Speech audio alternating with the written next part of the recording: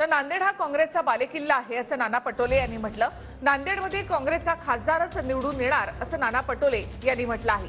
भाजपचे आमदार खासदार आमच्या संपर्कात आहेत असं नाना पटोले यांनी म्हटलं आहे।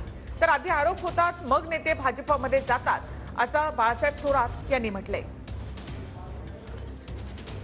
नांदेड हा काँग्रेसचा बालेकिल्ला आहे, कुठल्या व्यक्तिविशेषाचा नाही।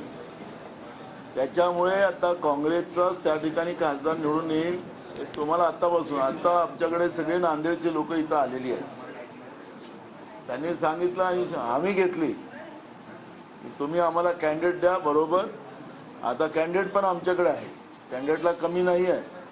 आत्ताच आमचे प्रभारी साहेबांनी सांगितलं की अनेक भाजपचे आणि अनेक आमदार आणि खासदार आमच्या संपर्कात आहेत।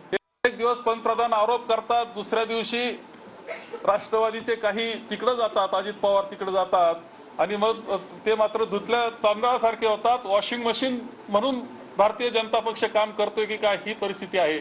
आता अशोक चव्हाण हे गेलेले आहेत, यामध्ये एकतर त्यांच्यावर कोणता तरी दबाव आहे किंवा स्वार्थ तरी आहे, त्याशिवाय हे जाऊ शकत नाही, ही वस्तुस्थिती आहे। महाराष्ट्र कधीही असा अस्थिर नव्हता, देश कधी इतका अस्थिर नव्हता, देशामध्ये कधी स्वायत्त संस्थांचा असा गैरवापर झाला नव्हता, तो होत असताना दिसतो आहे।